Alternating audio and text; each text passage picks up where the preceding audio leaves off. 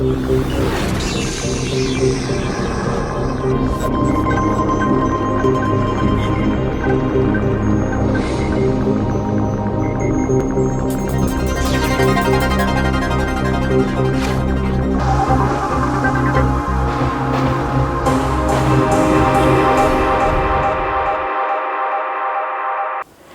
et messieurs, bonsoir. Aujourd'hui, Tamba TV, dans le cadre de son émission Le Message du Constructeur, reçoit M. Youssoufa Mané, qui est ingénieur en urbanisme et en même temps le chef de la division régionale de l'urbanisme de Tambacounda. M. Mané nous a reçus pour se prêter à nos questions par rapport, n'est-ce pas, au rôle de l'urbanisme dans le secteur, n'est-ce pas, de la construction. Nous allons donner la parole à M.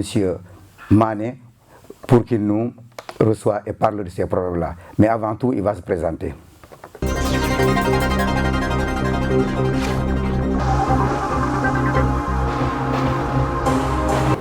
Bonjour, et je vous remercie ce matin de vous avoir recevoir donc dans mon bureau sur une émission qui sera consacrée donc à l'urbanisme et à l'habitat.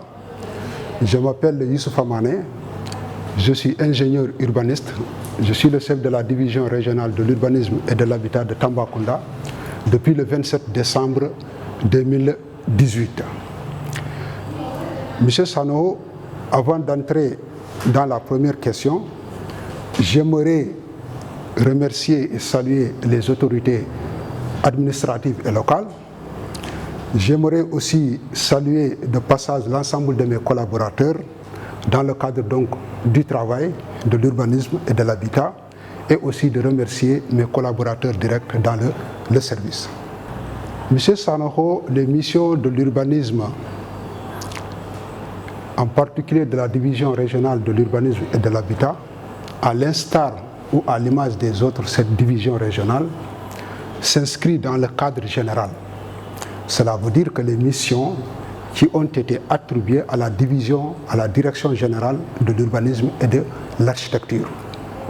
Aujourd'hui, en tant que division, on est là pour relayer les mêmes missions. Et parmi ces missions, la division donc doit divulguer donc la politique de l'État en matière d'urbanisme et d'aménagement du territoire. La gestion donc urbaine et en même temps la gestion du patrimoine de l'État. Entre autres missions, l'appui aux collectivités territoriales. Il faut donc aider les collectivités territoriales à harmoniser leurs programmes en matière de gestion urbaine. Il y a aussi ce qu'on appelle l'étude et l'élaboration des documents de planification. Vous savez, il y a des documents de planification élaborés par la direction générale de l'urbanisme et de l'architecture, parmi lesquels nous avons le plan directeur d'urbanisme, nous avons le schéma directeur d'aménagement et d'urbanisme, nous avons aussi ce qu'on appelle le plan d'urbanisme de détail. Alors, la division est chargée d'appliquer ces documents au niveau à la base. Mais il y a ce qu'on appelle aussi l'urbanisme opérationnel. L'urbanisme opérationnel qui est là pour appliquer les documents de planification urbaine, qui sont les documents phares, qui sont les documents de référence. Le dernier document, parmi les documents de planification, nous avons le bas de l'échelle, c'est ce qu'on appelle les lotissements. Et les lotissements, c'est un document qui est à cheval entre les documents de planification urbaine et les documents d'urbanisme opérationnel, ce qu'on appelle les opérations d'aménagement. Et parmi ces opérations d'aménagement, nous avons ce qu'on appelle la rénovation urbaine. Nous avons aussi ce qu'on appelle la restructuration urbaine et régularisation foncière. Nous avons ce qu'on appelle le remembrement urbain. Nous avons la zone d'aménagement concerté et nous avons aussi ce qu'on appelle le lotissement encore. Donc, voici les quelques missions de la division régionale de l'urbanisme et de l'habitat en matière de documents. Mais la mission principale c'est l'appui aux collectivités locales, puisque l'urbanisme est une compétence transférée. On est là en tant que service déconcentré de l'État. L'urbanisme dit que, à l'article 68, que nul ne peut entreprendre une construction, quelle que soit sa nature, sans autorisation de construire. Et personne n'est exempté, et même l'État. Alors, un dossier simple, la première pièce qui est fondamentale, c'est le titre de propriété. Le titre de propriété, parfois les gens, ils ne comprennent pas. Ils peuvent confondre une délibération et une approbation comme titre de propriété, alors que ce n'est pas un titre de propriété. Une notification d'attribution n'est pas un titre de propriété. Une attestation d'attribution n'est pas un titre de propriété. Un titre de propriété, en tête, c'est le titre foncier, c'est le bail.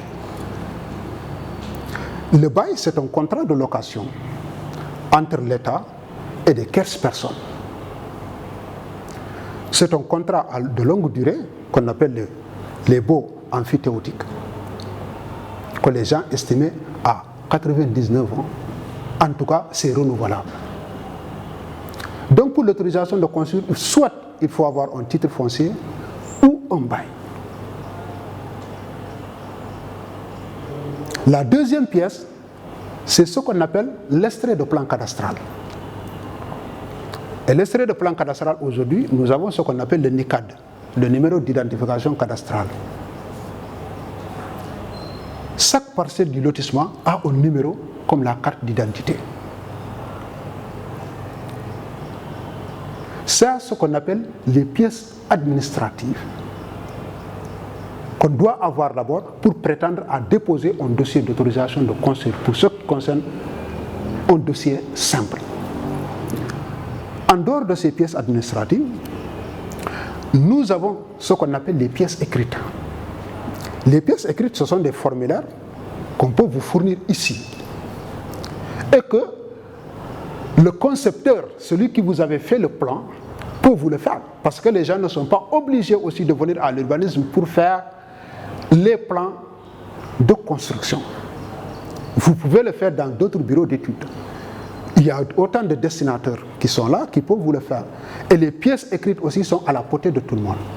Parmi les pièces écrites, il y a la demande adressée au maire qu'on doit remplir, qui doit contenir les filiations du demandeur et en même temps, les renseignements sur cette parcelle et le niveau qu'on doit construire.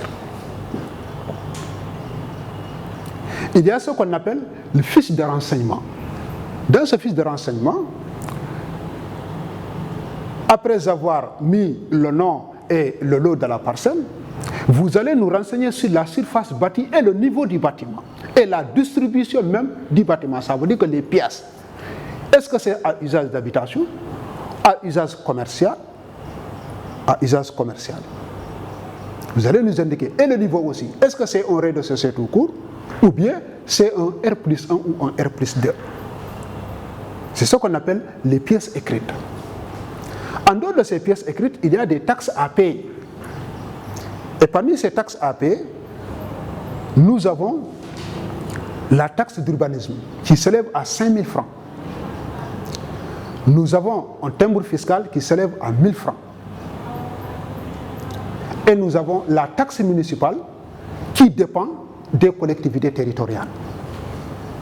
Parce que si nous prenons le cas de Dakar-Dombao, nous avons aujourd'hui 200 000 francs. Vous partez dans d'autres localités comme du côté de Bambilor et consorts, vous trouverez 150 000 francs. Mais ici, par exemple, à Tambacounda, la taxe municipale s'élève à 50 000 francs CFA. Il y a ce qu'on appelle les plans de construction, ce sont les plans architecturaux. Les plans architecturaux, c'est ce que le demandeur veut construire. Ça doit être fait par un homme de l'art.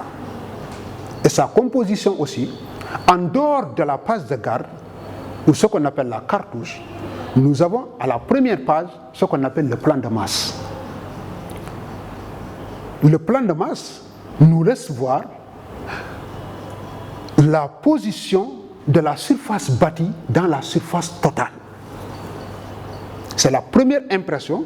Quand on voit ça, on peut savoir, si on est du milieu professionnel, que ce bâtiment-là est autorisable ou pas.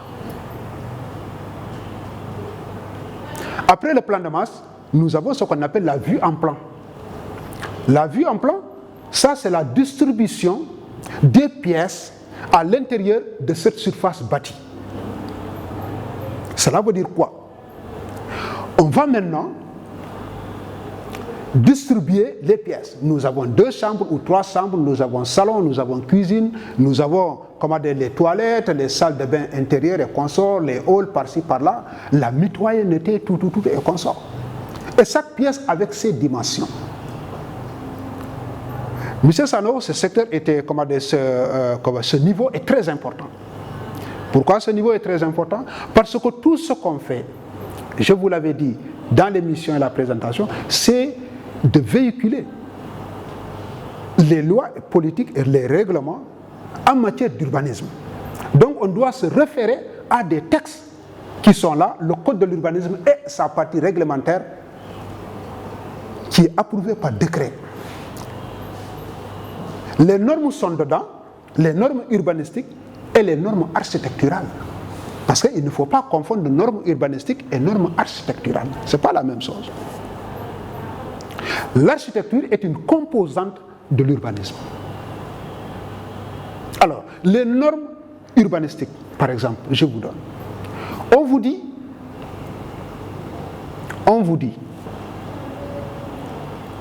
la distance entre un bâtiment et le mur de clôture avec ouverture, il faut au minimum 2,50 m. Ce sont des mesures de sécurité. Cela veut dire quoi? Cela veut dire que quand il y a incendie, si vous ouvrez cette fenêtre-là, votre puissance de pulsion ne va pas vous permettre de heurter le mur. C'est la raison pour laquelle les cours et les courettes, ce qu'on appelle les patios à l'intérieur d'un bâtiment, doivent respecter les mêmes dimensions. Et aujourd'hui, avec le changement climatique, les pièces au Sénégal, les normes ont augmenté. Parce que dans la construction, il n'existe plus ce qu'on a l'habitude d'appeler pantaré 3 sur 3, 9 mètres carrés, ça n'existe plus. La plus petite pièce au Sénégal est 9 mètres carrés, 12 mètres carrés. 12 mètres carrés, la plus petite pièce, chambre, couchée, 12 mètres carrés. C'est là que ça commence et ça monte. Alors, les normes là, ça ce sont des normes urbanistiques. Mais il y a les normes architecturales aussi. Par rapport aux auvents, par rapport à la façade, par rapport à la façade principale, façade arrière, façade latérale droit ou bien façade latérale gauche. Il y a des designs, il y a des peintures qu'on vous impose parfois. Et il ne faut pas oublier, dans le cadre de la construction, il y a ce qu'on appelle le règlement d'urbanisme. Il y a certaines zones qui sont sanctionnées par un règlement d'urbanisme. Cela veut dire quoi? Cela veut dire que, par exemple, je prends un exemple ici, on dit qu'à Liberté, une fois arrivé au 3e étage, il faut accuser un recul de 3 mètres et que la terrasse là sera inaccessible. C'est pour ne pas surplomber le voisin.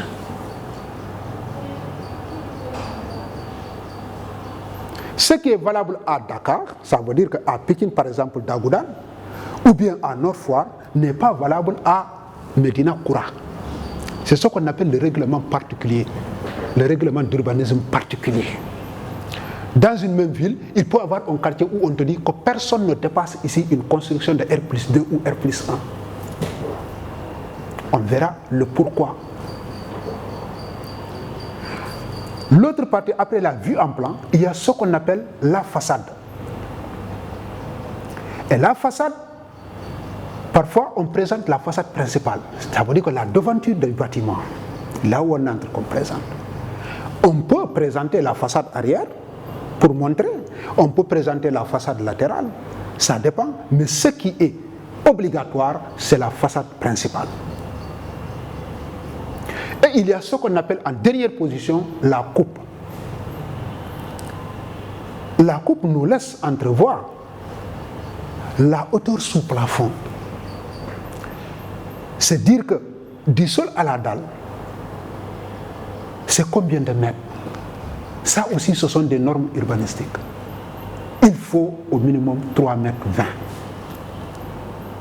Si c'est simplement usage d'habitation en bas, mais dès lors que vous avez boutique et magasin, pour des questions sanitaires, hygiéniques, pour l'aération et la ventilation du magasin, vous serez obligé d'amener la dalle jusqu'à 3,50 mètres. Ça aussi, ce sont des normes urbanistiques qu'il faut respecter. C'est ce qu'on appelle la coupe. Ça va nous montrer la hauteur sous plafond. Ça va ressortir la dimension des portes. Les portes là à 2,20 mètres. La dimension des fenêtres. Vous verrez donc tout ça. Et compte tenu de tout ça, c'est ce que le maçon ou l'entrepreneur ou le technicien en génie civil doit s'appuyer pour construire. Il y a un deuxième dossier d'autorisation de construire, plus complexe encore. Pourquoi complexe? Parce que la valeur de ce bâtiment, premièrement, dépasse les 30 millions de francs CFA.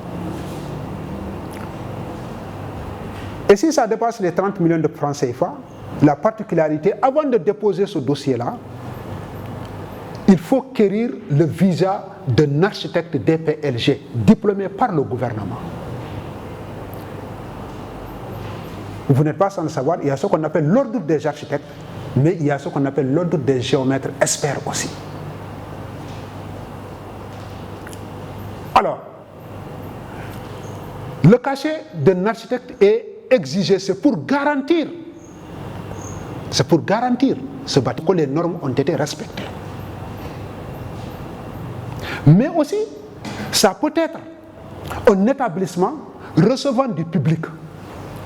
Et pourtant, quand on regarde, sa valeur ne dépasse pas 30 millions. Si nous prenons une station d'essence, c'est parce que c'est son caractère, ses caractéristiques socio-économiques.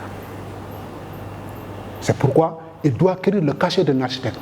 Mais aussi, c'est un établissement classé. C'est un établissement classé. Et dans ce siège-là, il y a les hôtels, les auberges, les écoles, tous ceux qui accueillent du public. Ce dossier-là, quand on le construit, on l'appelle un dossier complexe. Et la différence, je vous l'avais dit, c'est au niveau donc des consultations aussi. Un dossier simple, les services à consulter, l'instruction se fait ici, c'est l'urbanisme qui instruit tous les dossiers d'autorisation de construire et de lotir. Si nous rassemblons maintenant toutes ces pièces-là, on instruit le dossier, cela veut dire qu'on va donner un récépissé de dépôt au demandeur et il y aura le numéro commandé du dossier. Nous, on va se charger maintenant de la ventilation du dossier, cela veut dire quérir l'avis des services techniques qui doivent se prononcer sur ce document-là, ce dossier-là, pour sa validation. Pour les dossiers simples, nous avons les domaines, nous avons le cadastre, nous avons le service d'hygiène et nous avons l'urbanisme. Ce sont donc les 4 services qui doivent se prononcer sur un dossier simple. Mais pour un dossier complexe, en dehors de ces 4 services, on doit les consulter. Il y a l'environnement, le service de l'environnement, il y a les sapeurs-pompiers,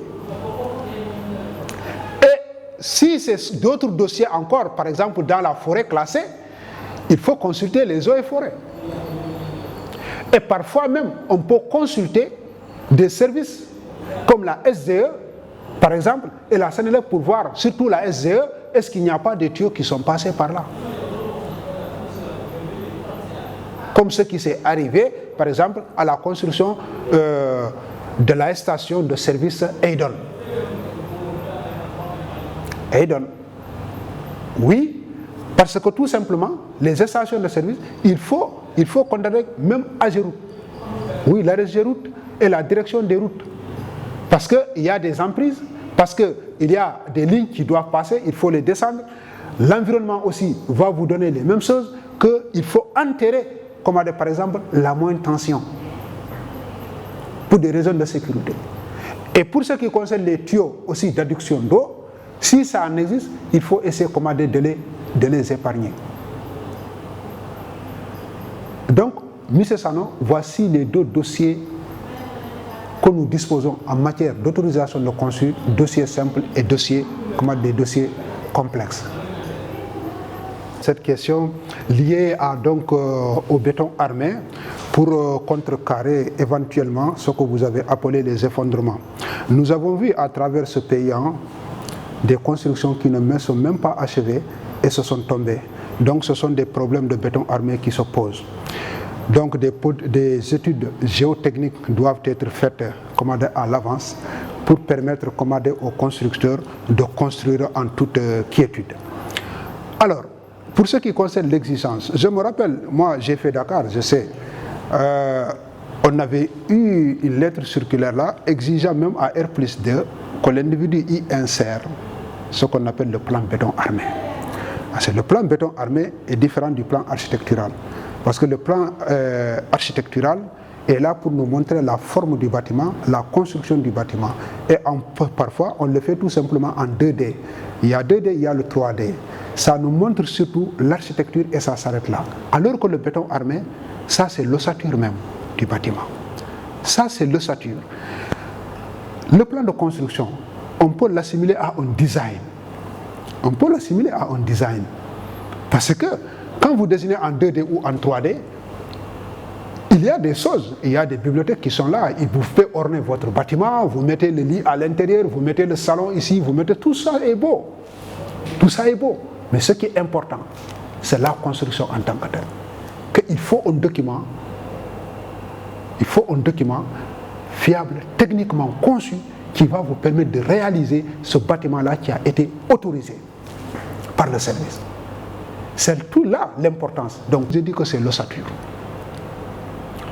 Tout dépend.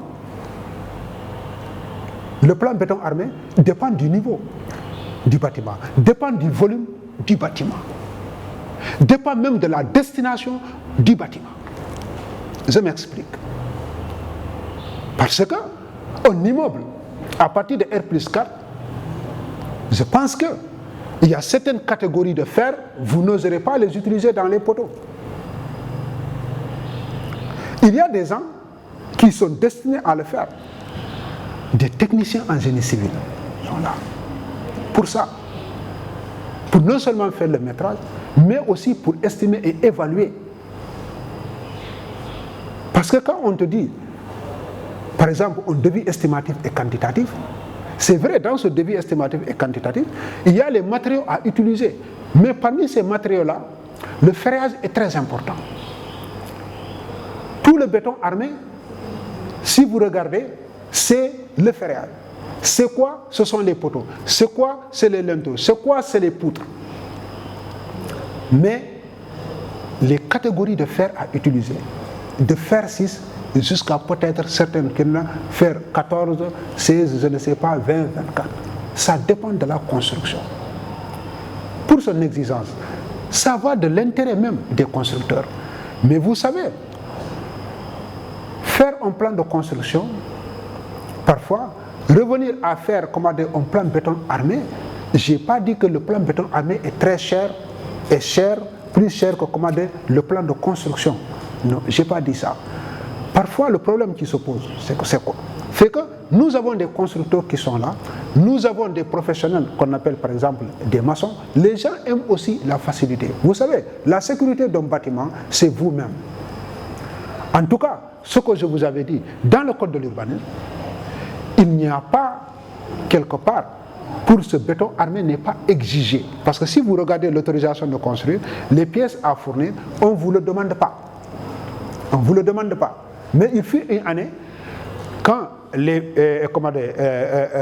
l'effondrement des bâtiments a augmenté par-ci par-là.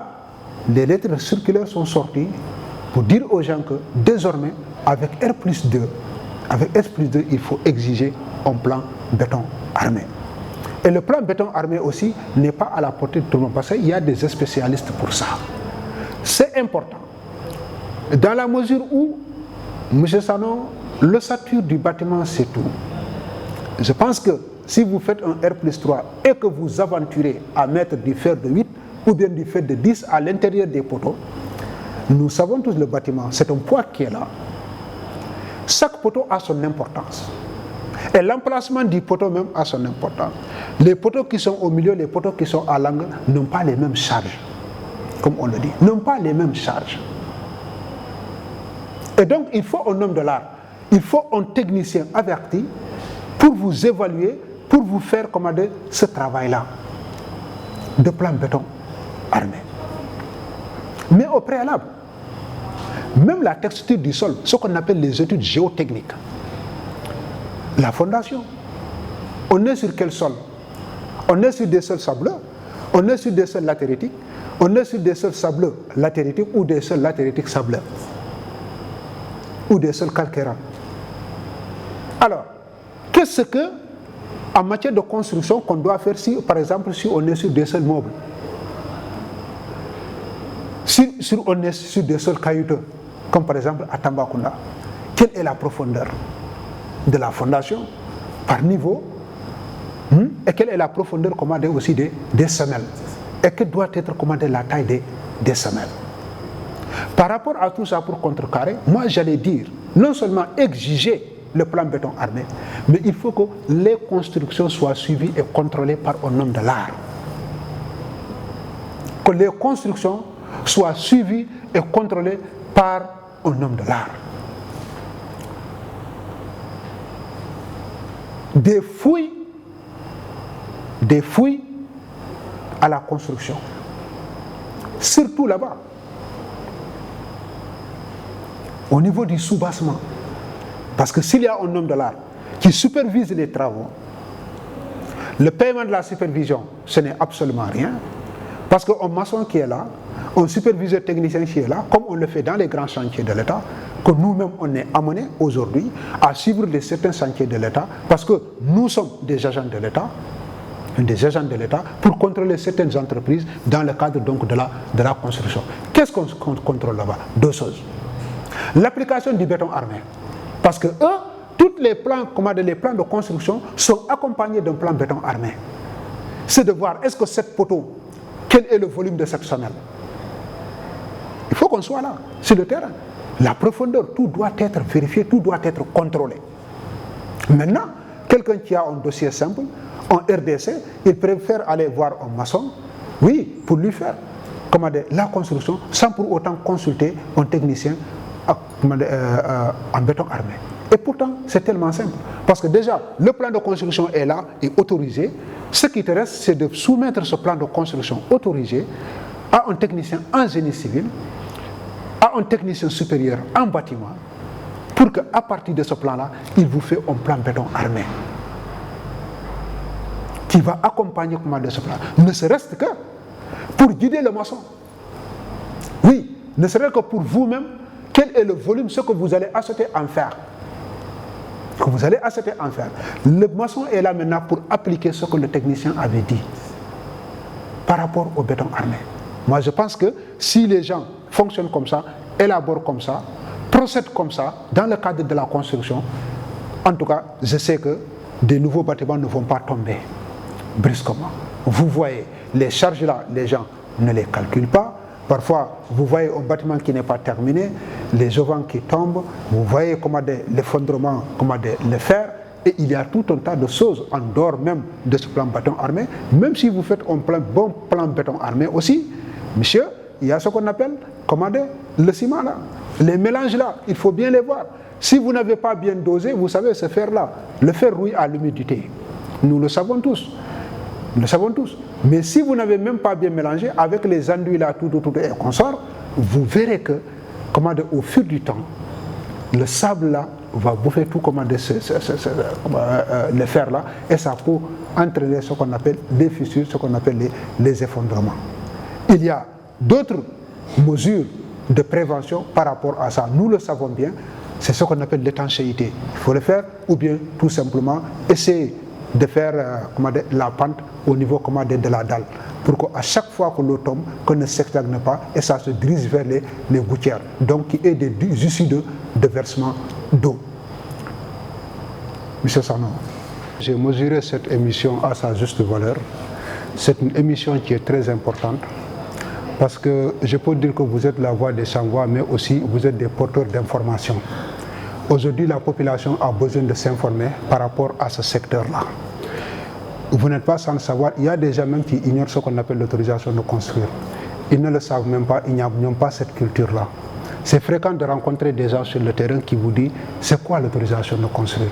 Donc quelqu'un qui ne connaît pas l'autorisation de construire, je pense que ce qu'on vient d'évoquer jusqu'au béton armé, c'est le cadet de ses soucis. Il ne s'y connaît absolument rien du tout. Donc je salue Tamba TV d'avoir déroulé ce genre de programme au profit donc de la population, surtout dans le secteur de la construction, dans le secteur de l'urbanisme. L'urbanisme, c'est un secteur qui est transversal. Je viens de l'évoquer à travers ce qu'on avait vu par rapport à ces dossiers-là. Mais la construction aussi, en dehors des autorisations de construire, parce que c'est ce que nous livrons, c'est ce que nous donnons.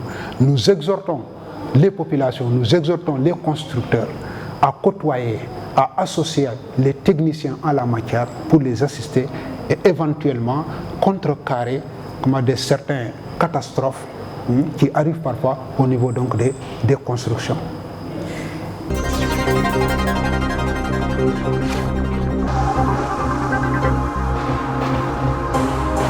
Merci, M. Youssoupha Mané. Vous avez vu maintenant le rôle de l'urbanisme, n'est-ce pas, dans la construction. Parce que quand on est passé au niveau du cadastre, vous avez vu le rôle du cadastre dans la construction. Aujourd'hui aussi, vous avez vu le rôle de l'urbanisme dans la construction. Que l'urbanisme a un rôle extrêmement important.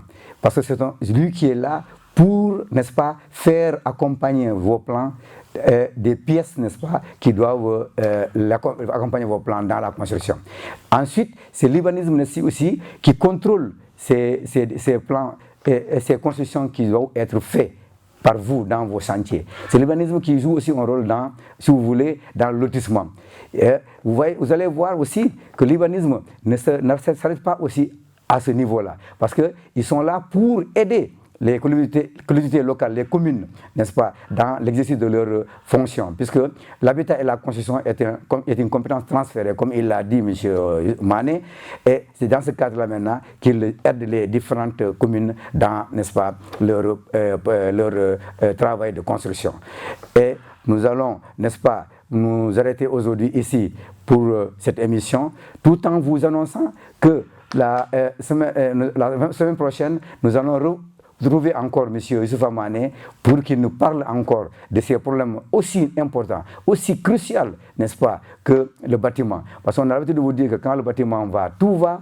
Donc, c'est pourquoi on ne cessera jamais, n'est-ce pas, de vous donner toutes les informations nécessaires par rapport à ça. Et M. Mané reviendra la semaine prochaine, donc, en langue wolof maintenant, pour que ceux qui ne comprennent pas le français puissent comprendre encore ce qu'il va dire en wolof. Tout cela montre, n'est-ce pas, l'importance du secteur du bâtiment pour Tamba TV. Merci encore. Je vous remercie et vous donne rendez-vous pour la semaine prochaine. Au revoir.